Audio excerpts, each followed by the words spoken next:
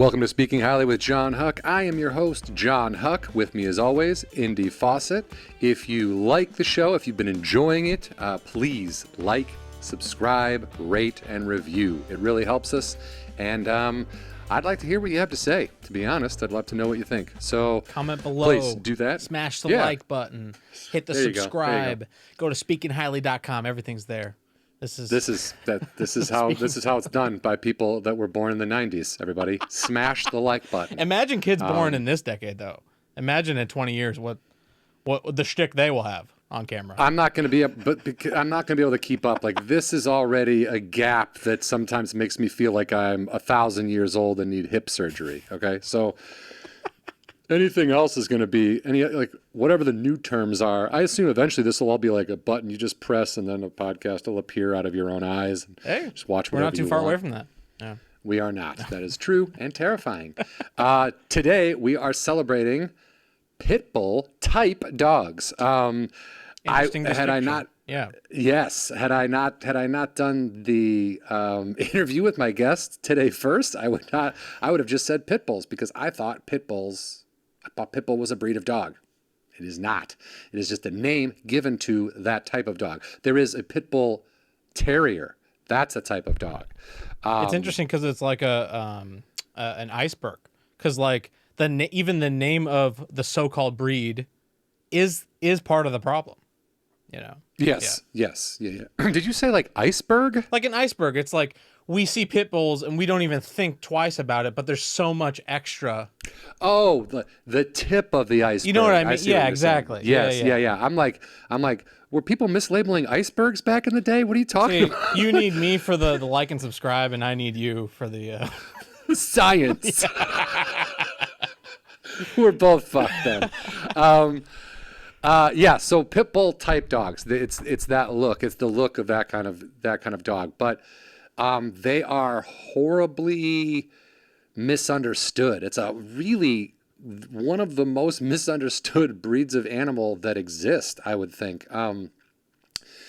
There's so many misconceptions about these dogs. Like, people think they're born violent. People think they're used for dog fighting because they're violent dogs. That's not true. It's the opposite. Our guest today, it's the opposite. Our guest today is Rebecca Corry. She is an actress and a comedian, but she started a nonprofit called Stand Up for Pits, and she essentially tours the country raising awareness and money for education, advocacy, and rescuing some of these dogs out of shelters and putting an end to dog fighting.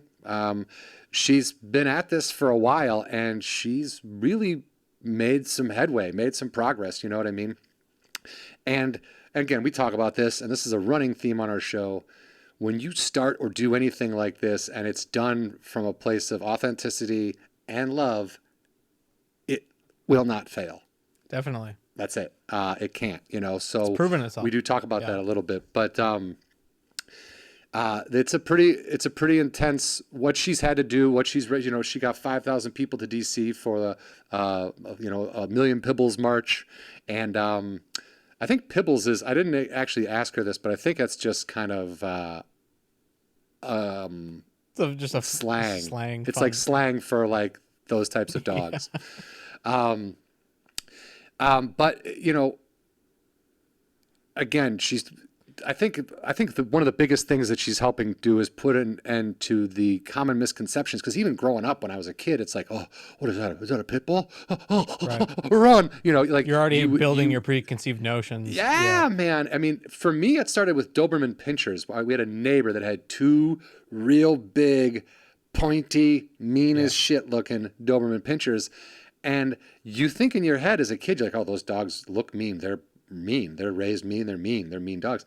No dog is mean.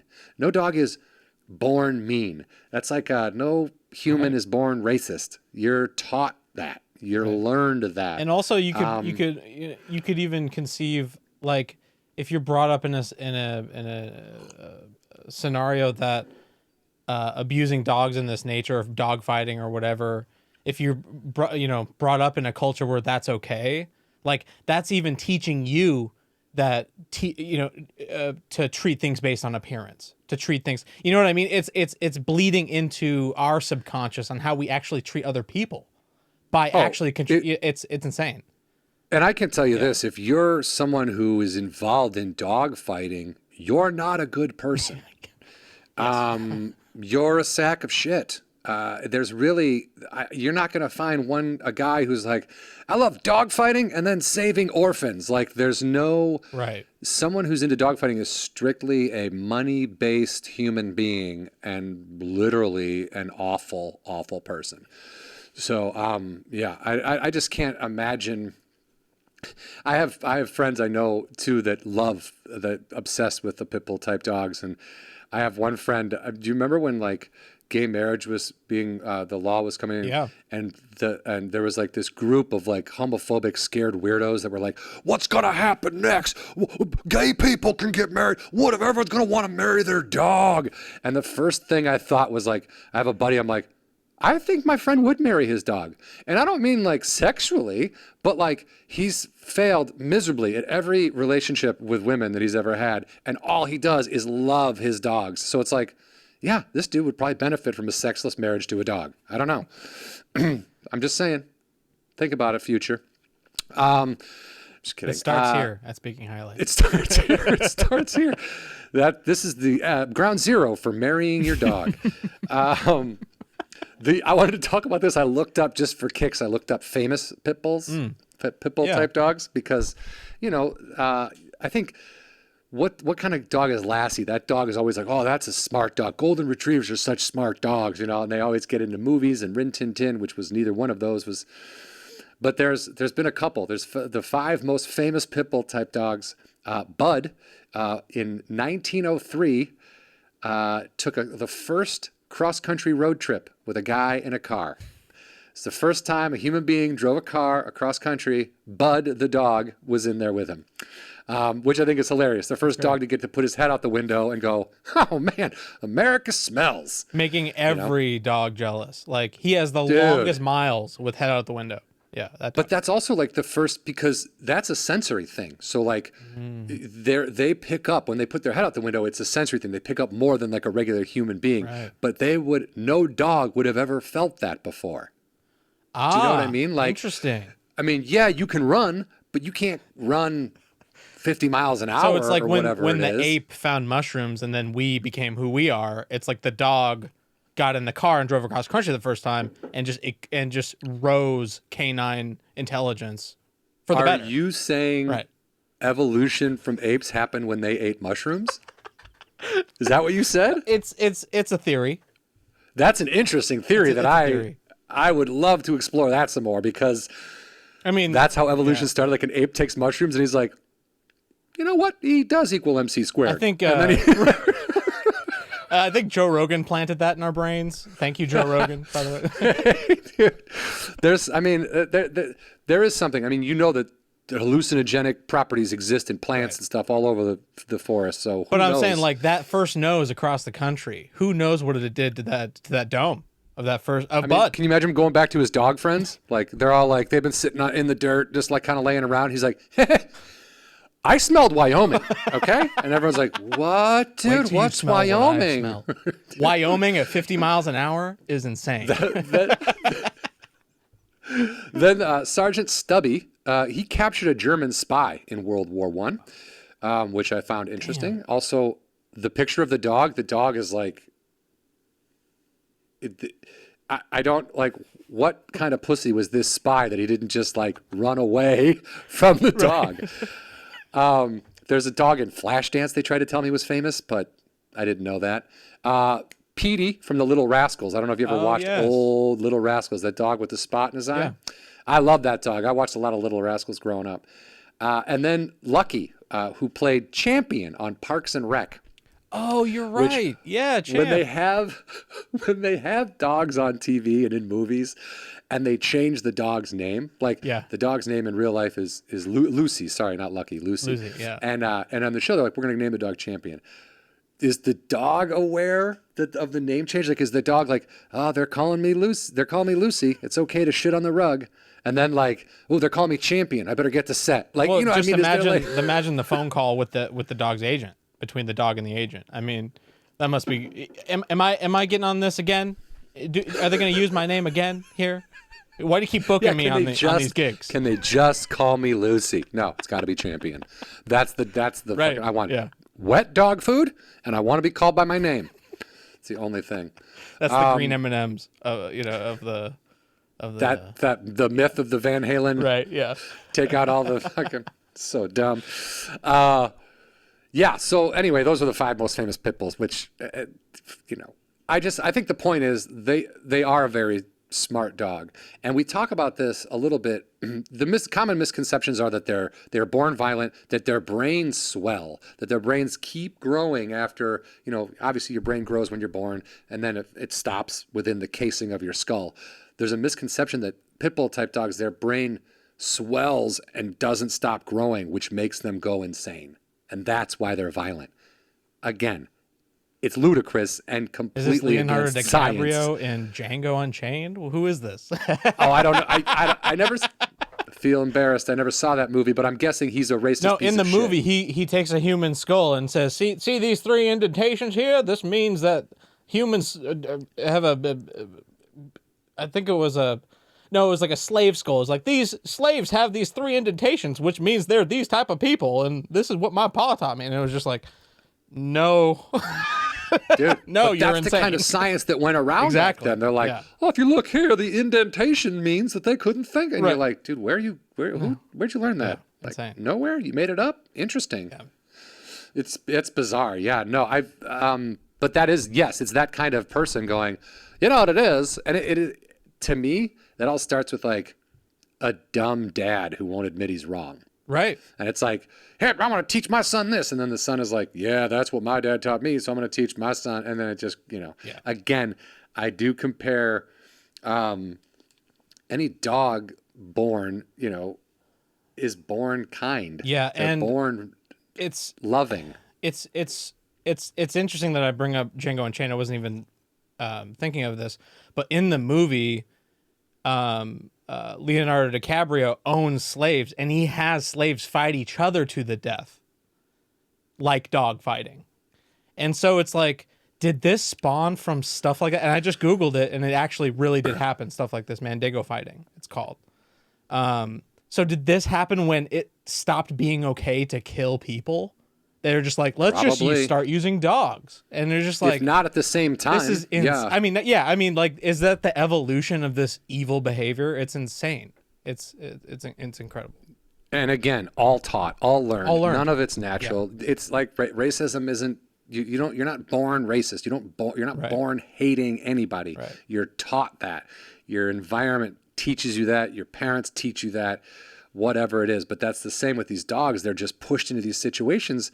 And even Rebecca talks about it. Like, if me and her are thrown into a room and we're both given knives and one of us is not allowed to come out, someone's getting stabbed to death. Yeah. It's like, you got to figure it out. So these dogs are forced into these situations, and it's nightmarish, and then they're rescued. And, I mean, we get to see a little bit of Rebecca's dogs. One of them is a rescue from a fighting operation. And this dog is loving the couch, just sitting there with his dog head, like, it's good. Yeah. It's great. And this whole episode is just like, I wanted to talk to Rebecca. I want to talk to her about what she's doing with Stand Up for Pits and how she's helping, and kind of, her breaking point of getting a pit bull type dog and not understanding all this stuff that people really did think about it and feel about it, and realizing that you couldn't sit around and just do nothing. Yeah. So she did this, and it's been a lot of work, but she's done it. It's an incredible journey she's gone through with this nonprofit. Yeah, it's great. And to be able to do it coming out of your stand-up, meaning she's using her joke-telling abilities to raise money for a cause she really believes in. I think that's a great lesson in something awesome right there. In trying to see something within yourself that you could do. It's a great lesson. We've all got, literally, we've all got gifts, and nobody is you. Nobody, even if you do something that 1,000 other people do for a living or whatever, nobody's doing it the exact same way you are. So you bring yourself to everything you do. You have to. That's who you are, and there's nobody else like you. So if you got a cause and you got something that you believe in, Nothing says you can't go out there and raise money for it, start a nonprofit. And I'm not saying this like it's fucking do it, it's easy, because it's not. It's hard work, but the reward is the success of this type of thing. And you'll hear from Rebecca, you know, she's got tons of friends in Hollywood who've made money in movies and shit. That wouldn't have made her happy. So it's incredible. She did this, and she benefits her, and it benefits the dogs and people who love these dogs. So enjoy my talk with Rebecca Corry from Stand Up for Pits. How are you, Jon? I'm good. I haven't seen you since when? What? Mid 2000s, something Holy like that. Yeah. It's been a while, because you were still performing here and there, and then I think, well, we'll talk about it, but I think this Stand Up for Pits sort of took over and became my thing. Your true calling. Are you Are you standing? Yeah, I'm gonna stand the whole time. Okay. Are you getting your steps in? What are you doing? Just well, I'm in the mountains. Oh. And where I'm at, there's not very good service. So and if I go downstairs, there's a whole thing. So during the whole pandemic, I always do my Zooms here, and yes, I stand. Okay. All right. I mean, as long as you've been there the whole time, you've been up in the mountains the whole time. The whole time. Wow, good for you. I mean, I come back down every now and then, but yeah. It's a secret girl camp up here by my house. I mean, by girl I mean just me and my dogs. Oh, how many dogs do you have? I have two. Two. Sally and Todd.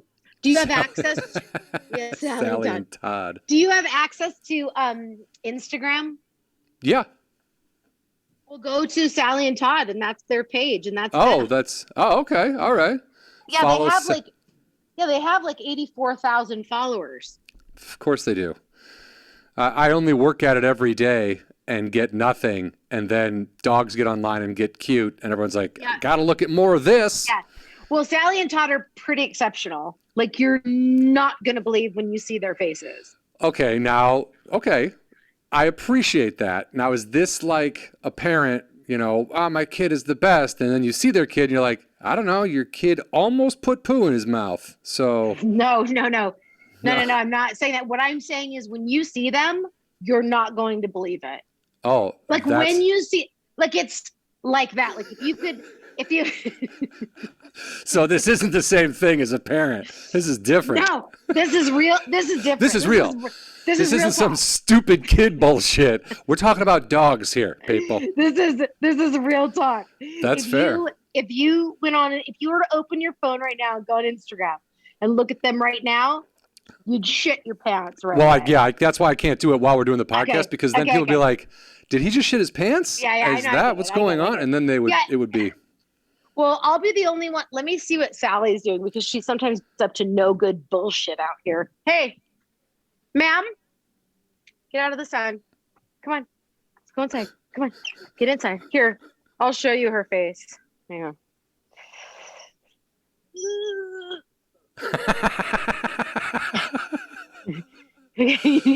looks very calm. She looks very calm. No, she's pissed because I told her to get out of the sun. Here, let me show you this one.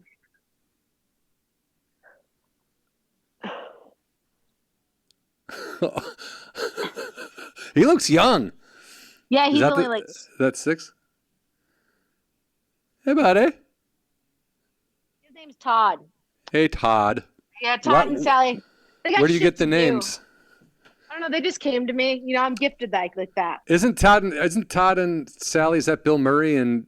that's not Bill Murray and Gilda Radner. Shut up, is it? No, his name is Todd. She's always like, shut up, Todd.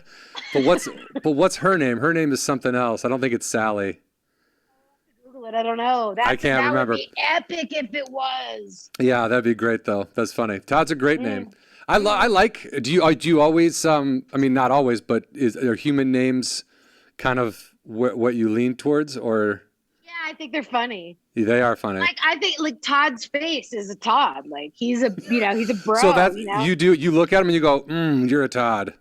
Oh yeah. Like there was no one else he could have been. He could have been a Brian maybe, but like Todd is it. Todd. And I like one syllable, like Jack, Todd, Mark. Yeah. A friend of mine named their dog Gary. I was like, that's all right, but I like the one syllables better. Yeah, my friend Brian had a dog named Gary and a dog named Frank. And Frank's good, yeah. Yeah, and then Gary passed away, so we got a dog named Ned. Yeah, that's good. Ted would have been probably better. The funniest name, like my friend's uncle got a new dog for the family, and he was letting his youngest son. He's like, "Okay, you can name the dog, like this is," and he was trying to make it kind of like more ceremonious. He's like, "Hey, look, you're gonna get to give this dog the name," and the kid was like, "Jeff." And the dad was like, "What?" He's like, "Let's name the dog Jeff." And the kid walked away. The dog's name was Jeff for 16 years. It was so funny. That name, though, that's pretty good, Oh, Jeff. it was awesome. Yeah, it was great. Yeah. It was perfect. And the dog just like, he was like, "Your name's Jeff." The dog was like, just kind of walked away. Just like, whatever. Well, let's talk about let's do this. Taken right from the Stand Up for Pits website. It says a nonprofit dedicated to saving lives and ending the abuse and discrimination of pit bull type dogs, in parentheses, pibbles, through live events, funds, education, and advocacy. Now, all over the website is type in quotes, like type to pit bull type dogs. Does that just mean that breed plus dogs that sort of look like pit bulls? Well, or is that like a scientific, like... Oh, you're about to have your mind blown pretty hardcore. Oh, God. Okay, so there is no such thing as a pit bull. A pit bull is a term used to describe a type of dog based solely on its appearance. Now, okay, let that go in here. There you go. It's a term used to describe a type of dog based solely on its appearance. But there is an American Pit Bull Terrier, American APBT. There is a purebred. There is a dog called an APBT, an American Pit Bull Terrier. That's real. That is a breed. That is an actual breed. Okay. However, all these dogs all up in the shelter, 85% of them that are labeled pit bulls, they are not American Pit Bull Terriers. They are just dogs that are called pit bulls based solely on their appearance. And that's what makes it that is what makes it so unbelievably mind-numbing that people would discriminate and vilify these dogs and call them evil and devil dogs and all the other bullshit they call them because of what they look like. It's fucking mind-numbing. It's like it's the lowest level of discrimination. It makes me so insane. And if I were to swab the inside of Todd's mouth, you saw his face, right? And swab the inside of Sally's mouth and get DNA tests, would either of theirs come back American Pit Bull Terrier? No. Do they look alike? No. But are they called pit bulls? Yes. And that is part of the problem. So, well, it just when you say that and I hear it and then I re-say pit bull, it sounds like a name given to a dog that you would throw into a pit that would win at the fighting. You know what I mean? Yeah, and exactly. And the reality of that is we'll talk about dog fighting too, for sure, because that is a massive epidemic in the United States of these Americas. It is going on everywhere, and it is being done by all people in all tax brackets, of all ethnicities, men, women, young, old, at different levels. Some dog fights, 60 grand, 180 grand to the winner. The torture that these dogs go through. Pit bull, the term pit bull has nothing to do with pit.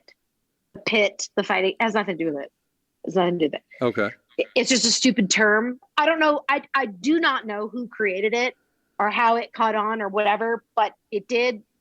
I should probably dig into that. Nothing to do with the pituitary glands. I'm going to go with probably a solid no on that. But it's got really great pituitary glands. It's a pit bull. I can't confirm that because people are fucking stupid, so I can't confirm that. Well, we can confirm that. We can confirm that. So who knows? Anything's possible. But like these dogs are born inherently good. They are just like any other dog. They're kind, they're funny, they're smart. What? Can I interrupt you? They're not like any other dog when they're born. They're better. Like the what I read about how they test the temperaments of animals like at a young age, any breed of dog that like is lumped into this pit bull category is like an 88th percentile of compassion among animals, and then every other breed of dog is like 70 to 77%. So like they're not just born good, they're born better than every other dog. Well, hell yeah, they are. I mean, it's crazy though. I mean, I didn't know that. No, it's crazy. And also just like they're just so funny. They're true comedians, John. Like they don't try. I was going to say they're not on purpose. They're like your friend who like looks like he has both shoes on the wrong feet. And you're like, dude, what is wrong with you? Yeah, and they're like they're just super intuitive. Like they make eye contact with you, and like if you go, like there's this thing where I can only take Sally doesn't like other dogs. The only dog she likes is Todd. That's it. All other dogs are dicks. Oh yeah, she hates them all. So I can only take them one at a time on a walk because Todd loves everybody, but Sally's like, no, Todd's her man, you know? So when I'm leaving the house, I'll be like, I don't want him to see me because he'll think to do it, but I'll go like, because I don't want Sally to know that we're leaving. We just kind of want to do it. Yeah. So I'll be like, I'll look at Todd and I'll go like this in my hands, like, and he'll go and I'll go. And then he goes, and he sprints down. He knows that I'm whispering. I'm whispering, go downstairs. And I'm going like that. And he goes running. And then Sally's like, what the? Who the? What's going? And then I'm like, yeah, she doesn't follow? No, she hears him going down, but she doesn't see me telling him because we're trying to do it secretly. But when she hears him go down, she goes like, wait, why is he going down there? And then I'm like, nothing. You just whistle and walk slowly backwards? I tap dance backwards and slam the door. Yeah, and it's just intense how smart they are. Like they're so good. They're like the best things ever. Well, their intelligence is partially why they are used for fighting too. Is that not the case or no? I mean, no, it's not. It's just the size and it's the strength. It's the strength that they have. They're very strong dogs. But it's also that they're just sort of the chosen ones that people use. It might be because that could be part of it. Could be because they're smart. But the truth of the matter is this, and this is a very important distinction when it comes to dog fighting. These dogs aren't born to want to fight no more than Mary and Ted's black lab want to fight. That's not what they do. They don't have this extra instinct of like, oh, yeah, it's not inherent in them. It is not. It is actual torture, abuse, and force. They are forced by human beings to get into a ring and fight until they die. And the fights are horrific. They can last up to 2 hours, only ending because of broken bones and bleeding out or death. If they lose, they're hung, electrocuted, skinned, beat, shot, starved, buried alive. That's their punishment. And these dogs don't want to do it, but it's sort of like this, John. It's like if someone gave you a knife and gave me a knife and they said, here's the deal. You guys got to go in this room and one of you has to come out. And eventually at some point I'm going to be like, John, I hate to do this to you, but I got to stab you. I got to stab you multiple times. Hello? Yeah, you're good. You're fine. They're starved and they're forced into a ring, and they're fought for many different reasons. And one main reason is gambling and sport and fun. And it's just one of the most horrific forms of animal abuse on earth. And and you're kind of in the heart of it. Like, you're doing all this work to kind of put a stop to stuff like that. As like, I'm not a dog owner. I just didn't.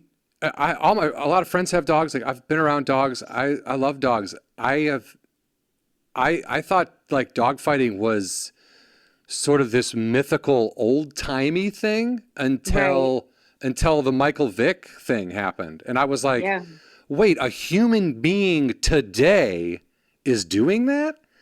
And you're telling me it's like all over the country, people of all different, classes and all different tax brackets. I mean, that is mind blowing to me. Like, I can't even, that would be, I just don't, I guess I don't understand the kind of person you'd have to be okay with making money off that. It's like, sometimes like I've had the unfortunate experience of watching a dog fighting, not in person, but oh my God. A police some videos that I've seen, and I can only watch a certain period, a few seconds of it, because it makes me physically sick to my stomach. It literally makes me want to throw up. It's so gross and so horrible. And what's really weird to me about it is aside from you'd have to be an actual narcissistic sociopath in order to do it. But aside from that, it's like, think about this. Like, if you're at the dog park or wherever, and you saw two dogs get into a tussle, your natural reaction would be like, oh, stop those dogs, pull them apart, or they're biting each other. Make them stop. They're biting each other. Stop. That's everyone's a normal human being's natural reaction is like, no, that's bad. Like, stop it. Like, it's horrible. Imagine being a person where you think that, like, they shove them at each other. They shove them. They get in the ring with them. There's people in the ring with them, and they force, when the dogs want to stop, they force the dogs to continue until a dog is rendered no more. Is that absolutely sickening? Like, and then we have the audacity, human beings have the audacity to call dogs dangerous, call them dangerous, when people are doing, and that's only one form of cruelty these dogs endure. So think about that for a second. Like, who are we to even insinuate or suggest that these dogs are dangerous or a threat to society? No, we are. Human beings are. Yeah. What is the what is the process if you get a pit bull who was subjected to that, or any dog really who was subjected to something like that, and then they're rescued or taken out of that situation? What is the kind of sort of deprogramming? Like here, like, it's like we have a prison system. And I don't keep meaning to compare humans and dogs. I understand dogs are better. I'm just using humans humans as a reference because it's what I kind of know.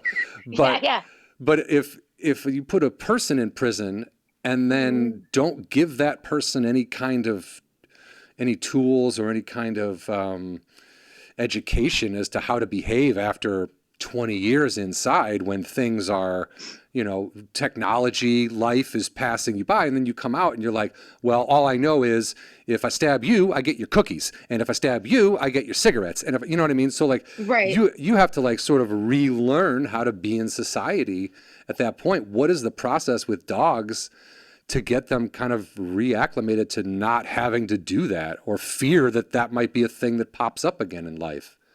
Right. I don't really know the honest answer to that question, but I do know that because Todd is from a dogfighting operation. Oh, no shit. That dog on the couch with his face just hanging out. Yeah, he was saved from a dogfighting operation, and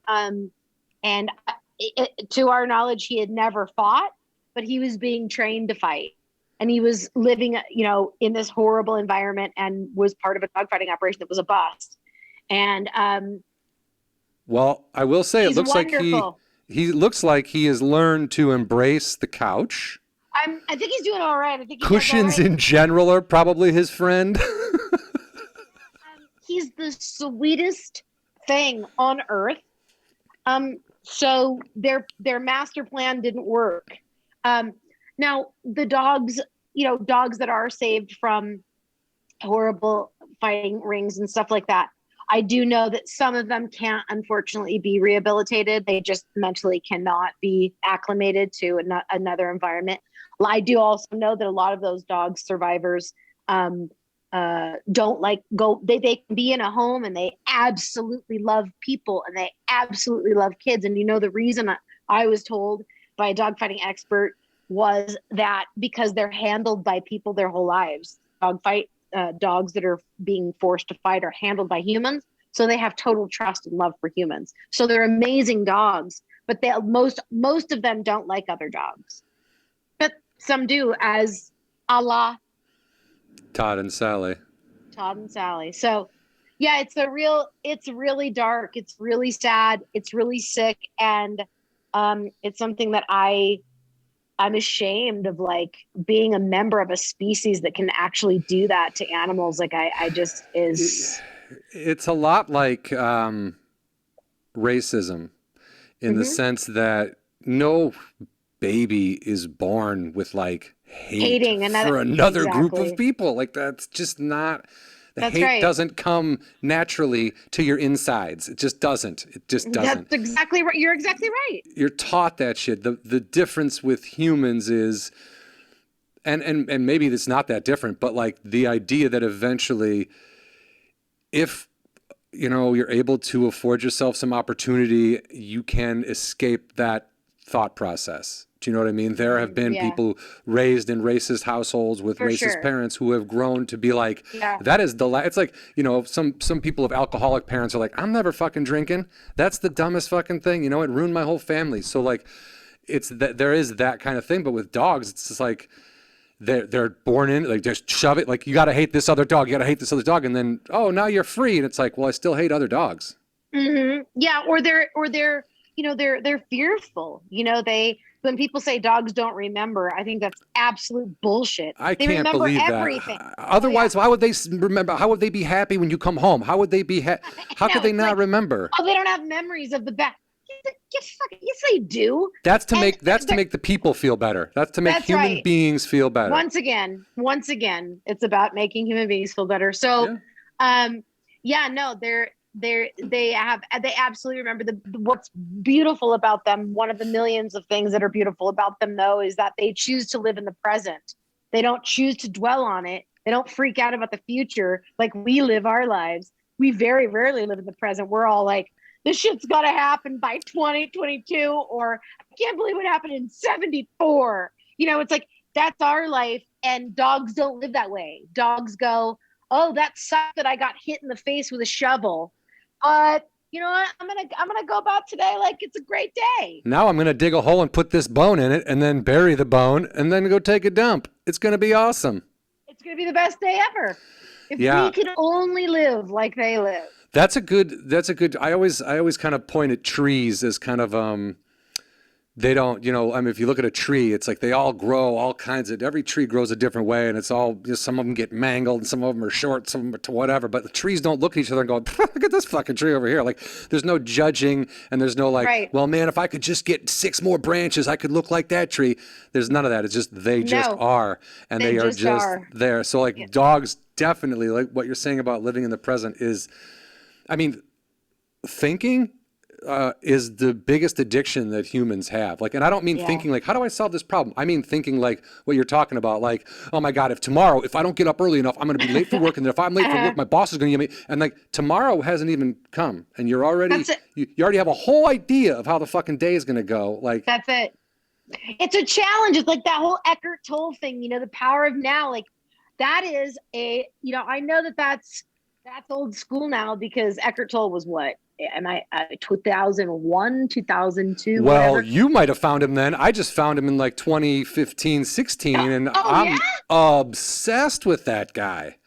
Oh, I went and saw him live. Fell asleep 20 minutes in, but here's the point. Could happen, yeah. Yep. He's not a charismatic speaker, as you would say. but his shit is on point, and it is the most challenging lesson. Like I've always said, like an angel was like the greatest teacher. These dogs are the greatest teacher because they just live their life in the moment. They can feel like if they hear loud sound, that can make them, bring back a bad memory, but they're out of it. Once the sound is over, they're like, okay, let's try to, some dogs are worse than others. They're all individuals that, sure. they've suffered different, and if we could just live like them, life would be so epic. What would be great, actually, is if every human disappeared on Earth and it was only dogs, and I was the only one that stayed. That's like, that's at least a short you could write. You know what I mean? Like, because there's a lot of stuff being done about, like, there was the Fred Armisen, Maya Rudolph show about the afterlife. Remember that. There was a great show called My Death Co., which you can see on YouTube that I'm in. And then there's, just kidding. Plug my own shit while I'm at it. Like, but like, there's. Wait, were you in it? Yes. Oh my God. Am I the best? This is easily the best. Yes. The best, Am I the best guest you've ever had? Technology wise, yes. Thank you. Yes, definitely on point. I hope there's a way to keep that in. Because actually, Julia and Anna call me Granny. They're humiliated by my abilities. When it comes to technology, I'm humiliated by it, but I can't change. What are they? Matthew Broderick in War Games? What are the fucking? They're not like. But they call me Granny all the time. Like Julia's like, do you know how to turn on a TV? Do you know how to? I'm like, okay. I just it's embarrassing, but it's who I am. Hey, that's fine. Yeah.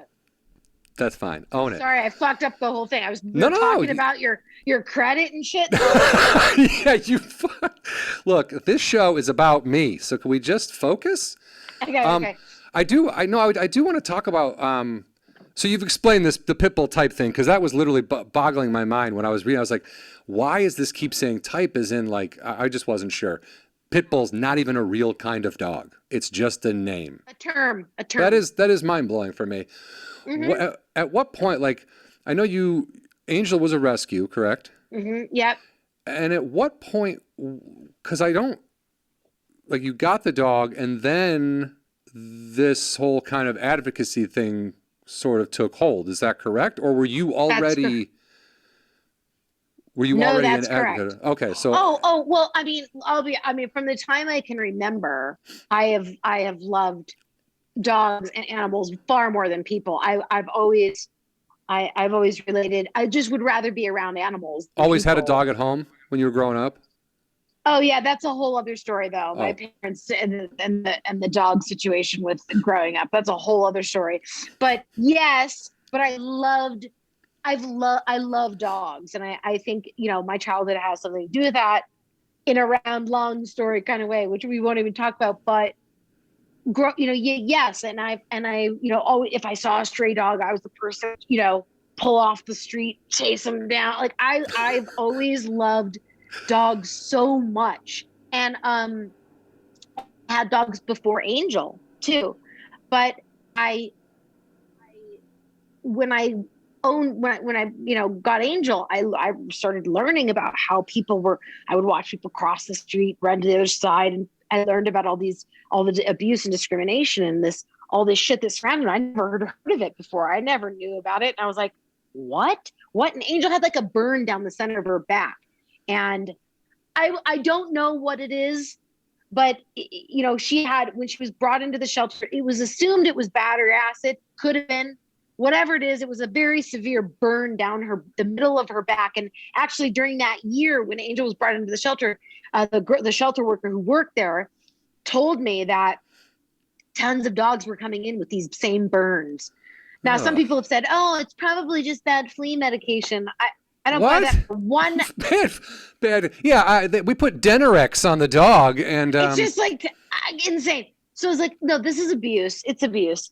Something happened to her that was horrible or whatever. And I was shocked by that. And I was just shocked that they cut their ears off. And I was just shocked by all of it. I was like, what is going on? And so once I became educated about breed specific legislation and the abuse and discrimination, I was like, doing nothing is not an option. Like, I have this information now. And who would I be to then navigate the planet for the rest of my life and do shit about it? I just couldn't. Every time I looked at Angel, I was like, this is a real thing that's happening every day all around us. And I have to do something.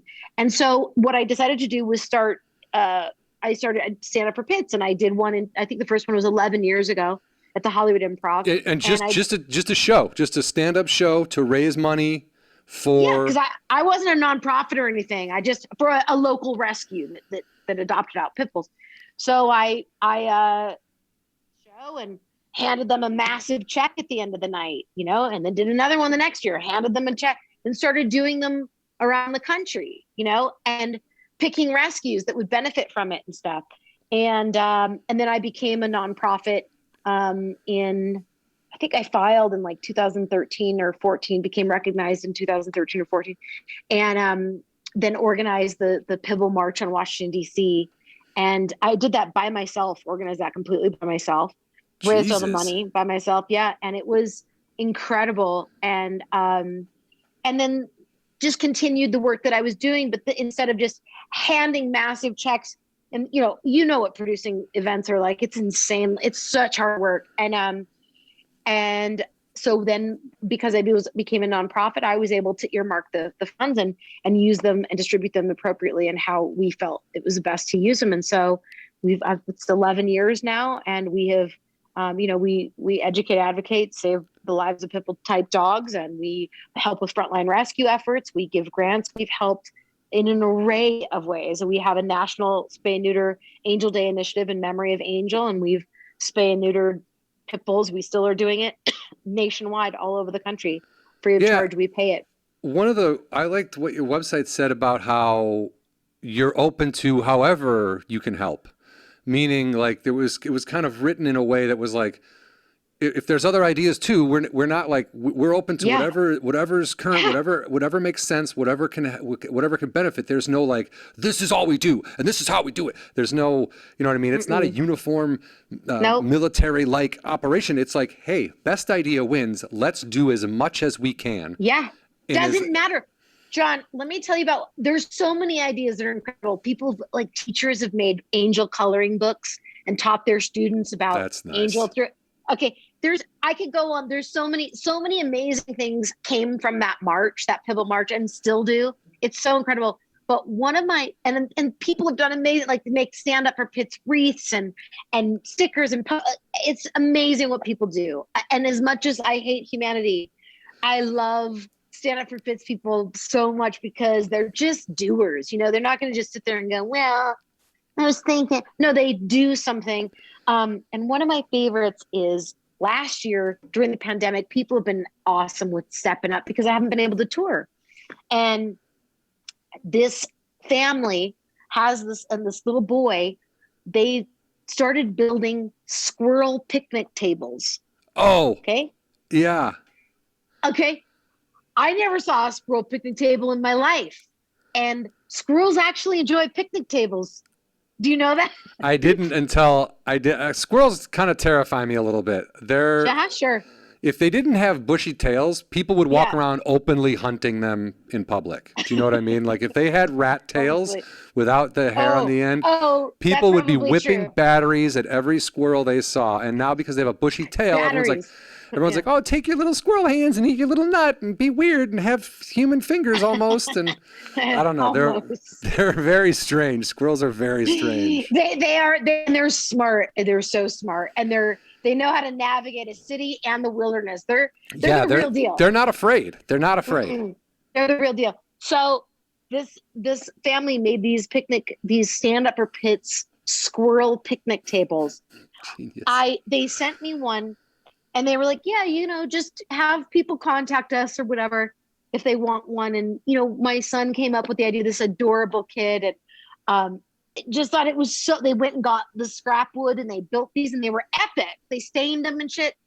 And I was like, this is the coolest shit I've ever seen in my life. So I posted one. It went bananas. So they had to start a website. They had to build a website, and they got order. I think they ended up donating over $4,000 or $5,000 from squirrel picnic tables. See, come on. That's the kind of thing.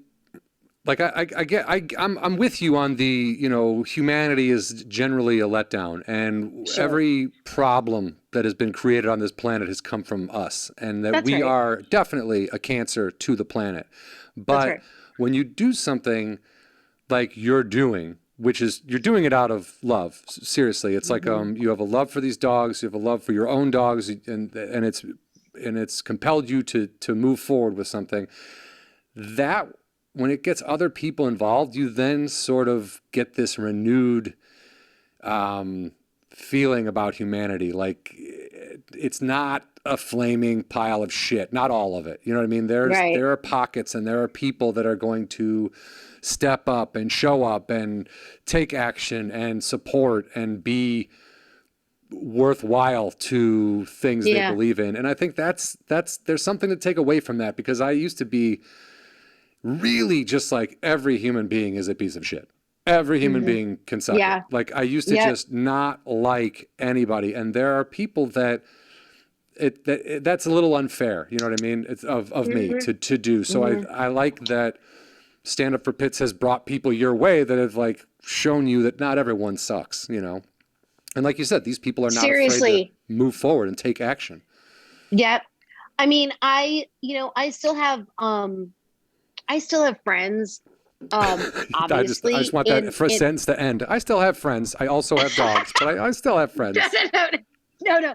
I mean, I still have friends.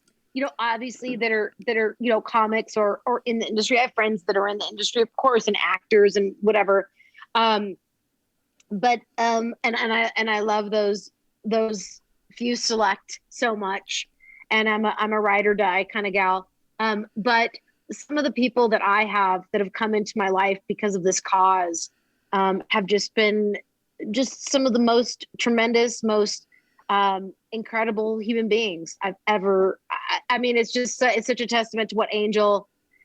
I've always said everything good that's happened in my life is because of Angel, and I stand by it. It's like it's been really incredible, and as much as I shit talk humans, like I said, it's like these are good folks, and it's they do care. Yeah. And I gotta say, like, I know I mentioned this on the phone, but like, how do you go from like you're a stand-up, and I'm not lumping your brain in with my brain. I understand that you're probably much smarter, but like you're a stand-up, you're an actor, you're doing your thing, and then you're like, okay, I got this dog, I really starting to hear about this shit, not liking it, I'm gonna do something. Now my shows are gonna be, I can donate money from my shows. I'm using my stand-up as a way to then raise money. How do you go from that, which is a concept I get and I can wrap my head around, to starting a nonprofit and then being recognized as a nonprofit and then getting, like, what is the red tape, paperwork? What is that? Like, how did you maneuver that? Oh, it's awful. And it's because you're asking the government to be tax exempt. So you can imagine the paperwork involved. If you're they don't want that. Yeah. No, yeah. The government doesn't want that. They're not like, yay, let's give tax exempt to everyone. You have to, I hired an attorney who does that. Okay. And the attorney took no money. That's how amazing she is, and donated her time. And we filled out everything, and we went through it, and it's a big stack of everything. And you have to have a mission statement. It's a very complex process to become a recognized nonprofit. You have to mail that in, pay the fees, wait. It can take 6 months to a year until you're recognized by the IRS.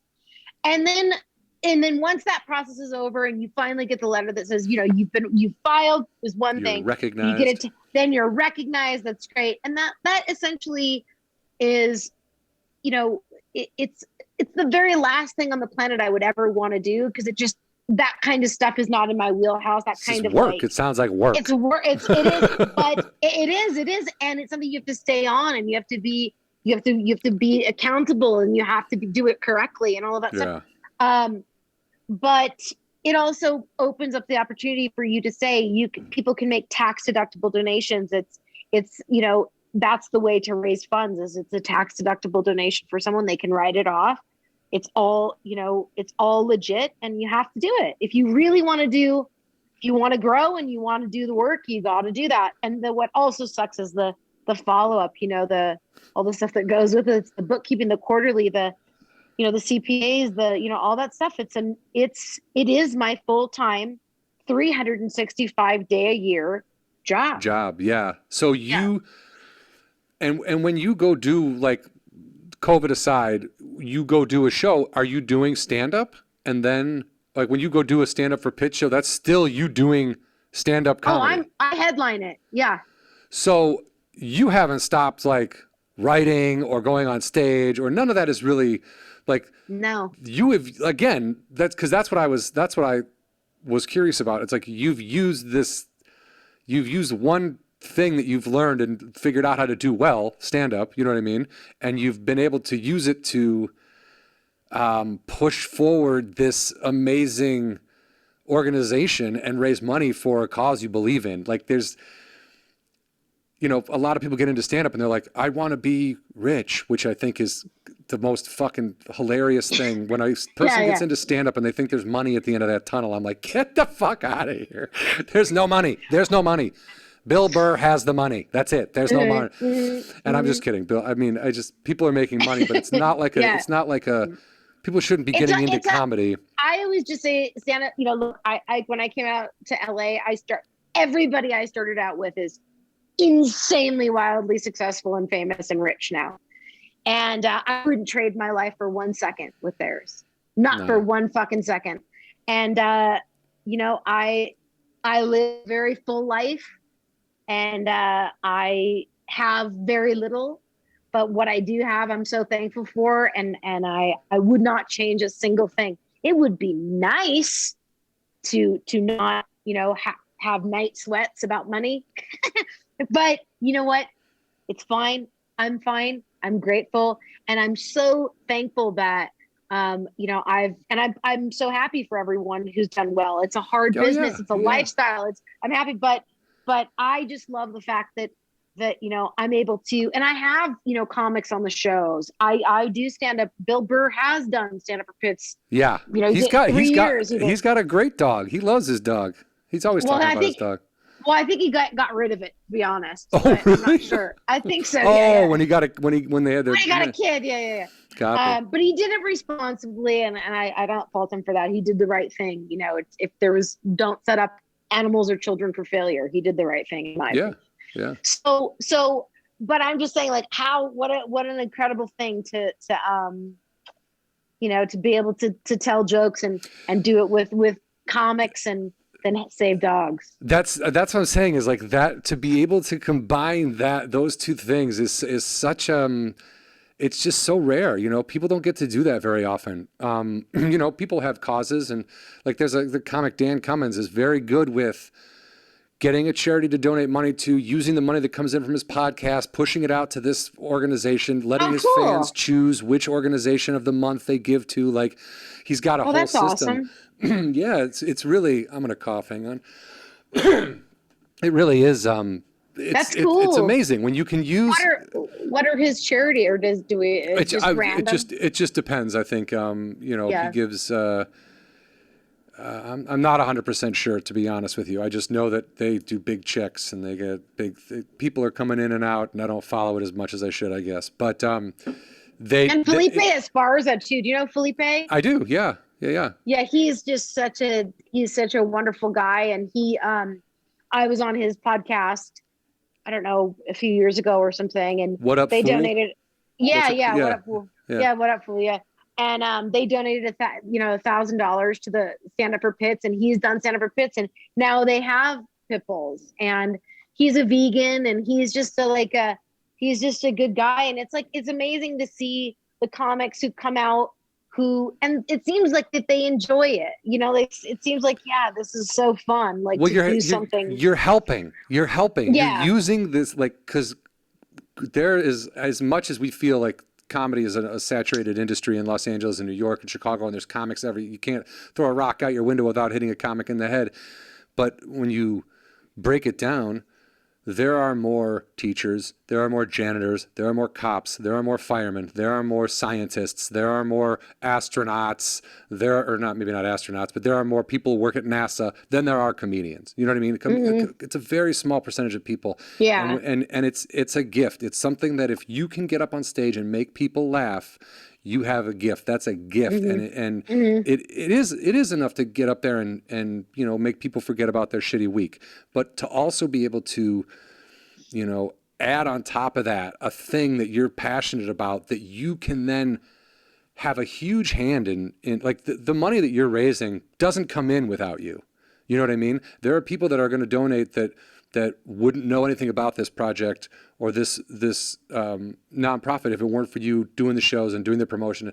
It's just a combination of everything that makes the whole thing such a really fun, worthwhile thing, I guess. Yeah, and it's slow growing. You know, it's like we don't have millions and millions of followers on social media or anything like that, but the ones that we have are impactful human beings doing great things, and I'm just proud to be doing this alongside of them. And it grows slowly and surely every year. And that's all you can ask for. It's just getting one more person invested.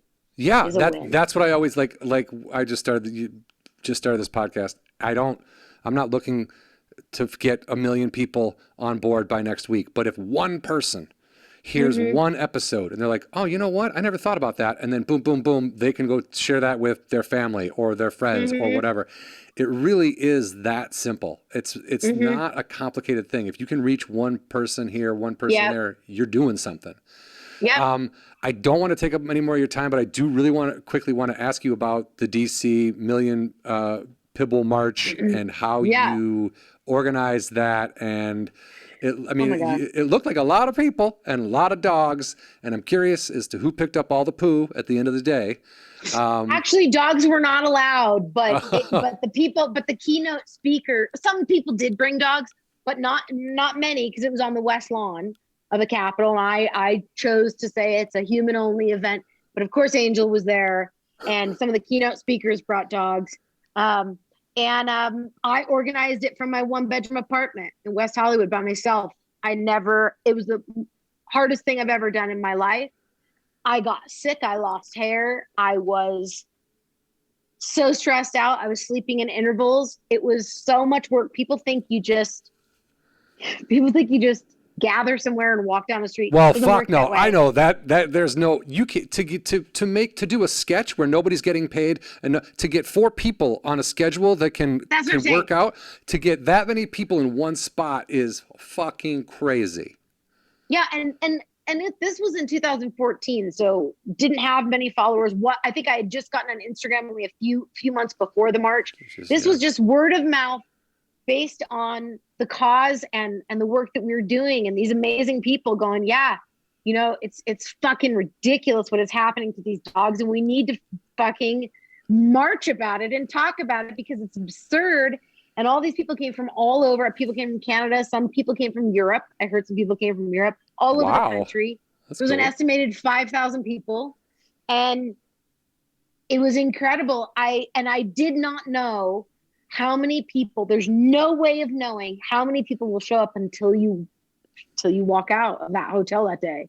And so when I walked out of the hotel, it was either going to be 20 people. I was going to say you and your dog, or, and I looked down the street and I just was like, this is absolutely incredible. This is the most insane thing I've ever seen. And it was because it was based in truth. It was just the truth. It was that these people were tired of these amazing dogs going through the shit they're going through, and they'd had it. It wasn't really, and yes, I organized it, and yes, it was so much work. There is so much that goes into it. We would need 5 podcasts to talk about. I'm not joking. Yeah, no. I believe me. That's why. I mean, I just wanted the rundown because I can't. I can barely organize 3 people for a podcast. So, you know.